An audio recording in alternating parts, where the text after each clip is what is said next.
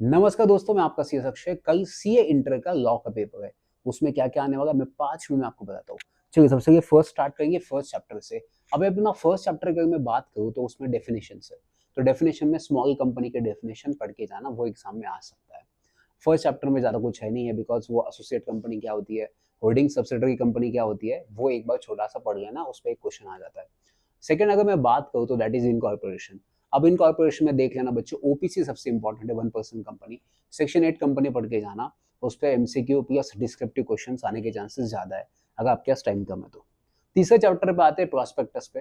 Prospectus पे देखा जाए तो रेड हेरिंग प्रोस्पेक्टस आ सकता है, शेल्फ प्रोस्पेक्टस भी आ सकता है। उसके बाद और एक प्रोस्पेक्टस है, मुझे कमेंट बॉक्स में बताना। ये 3 इंपॉर्टेंट है जो एग्जाम में आ सकते हैं। उसके बाद शेयर कैपिटल एंड डिबेंचर्स की बात करूँ तो यार रखना बच्चों, इसमें टर्म्स एंड कंडीशंस बहुत इंपॉर्टेंट है। टर्म्स एंड कंडीशन में अगर बात करूँ तो इसमें बायबैक भी आप देख लेना। बायबैक पे हमेशा एक क्वेश्चन आया है, तो वो आपको डेफिनेटली एग्जाम में आएगा।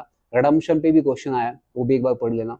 डिपॉजिट में तो बहुत छोटा सा टर्म्स एंड कंडीशन पढ़ लेना। उसमें सबसे इंपॉर्टेंट है, अगर आपको ऑब्जेक्टिव में अच्छे मार्क्स लेके आना है तो उसका minimum 6 month to maximum 36 months, but कुछ केसेस में 3 मंथ्स तक अलाउड है, तो वो आप एक बार वो पढ़ लेना।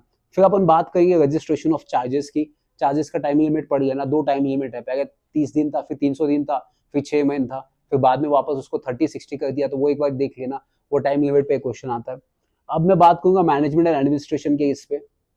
उसमें आप बहुत बड़ा चैप्टर है, मैंने एक छोटा सा चार्ट बुक बनाया, इसका पीडीएफ चाहिए तो आप कमेंट बॉक्स में बता देना। तो छोटा सा इसमें एक ही टॉपिक है, डिविडेंड आपको एक ही जाना। उसकी जो कंडीशन है, डिविडेंड अनाउंस कैसे करना है, उसके बारे में मैक्सिमम कितना डिविडेंड अनाउंस कर सकते हो, interim dividend and final dividend pay एक बेसिक डिफरेंस पे भी क्वेश्चन आ सकता है। एंड अकाउंट्स ऑफ कंपनीज में आपने नहीं किया तो भी चलता है, कोई इशू नहीं है। ऑडिटर्स का आ सकता है, अपॉइंटमेंट ऑफ ऑडिटर, उसका टर्म्स एंड कंडीशंस वो पढ़ लेना। Then companies incorporated out India, ये आपको पता है, ये डेफिनेटली 5 मार्क का क्वेश्चन बनता है, तो इस पे आप वो कंडीशंस पढ़ लेना।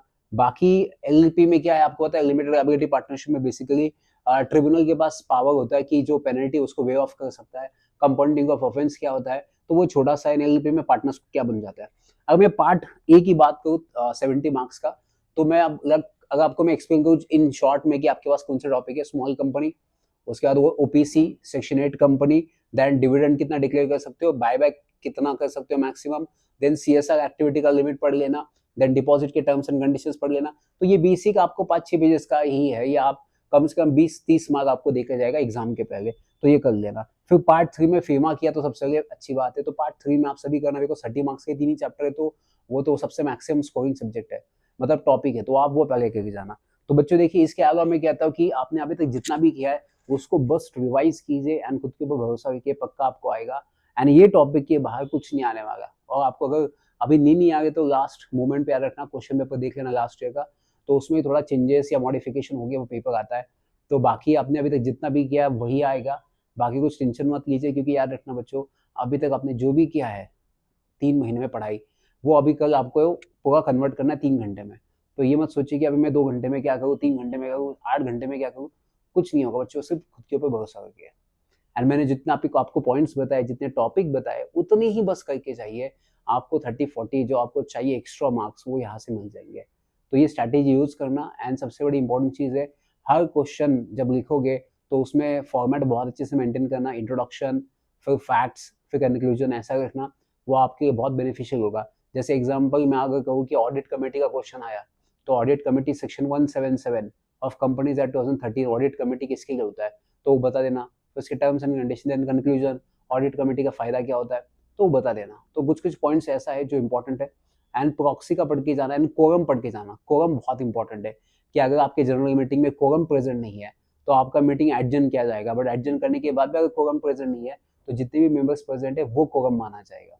एंड एक प्रॉक्सी कितने लोगों का प्रॉक्सी बना सकता है, मैक्सिमम 50, बट इन केस अगर एक बंदा 10% शेयर होल्ड करेगा तो एक का ही प्रॉक्सी बन सकता है।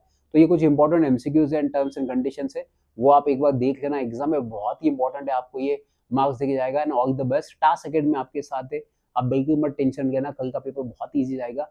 बट ये दिमाग में याद रखना कि भरोसा खुद के ऊपर रखना, और पेपर 100% अटेम्प्ट करना है। पेपर अगर आप 100% अटेम्प्ट करोगे तो डेफिनेटली आपको मार्क्स आएंगे। ये याद रखना, पेपर कैसे भी करके अटेम्प्ट करना है। एक क्वेश्चन पे ज़्यादा टाइम या फोकस मत कीजिए, बिकॉज बाकी टाइम बाकी क्वेश्चंस पे यूज कीजिए। तो याद रखना बच्चों, and all the best from task academy. अच्छे से एग्जाम दीजिए और कोई टेंशन मत कीजिए एग्जाम होने के बाद। गिव योर फीडबैक, जितने मैंने क्वेश्चंस बताए वही क्वेश्चंस एग्जाम में आएंगे। आई होप आपको पेपर बहुत ईजी जाएगा। All the best. From task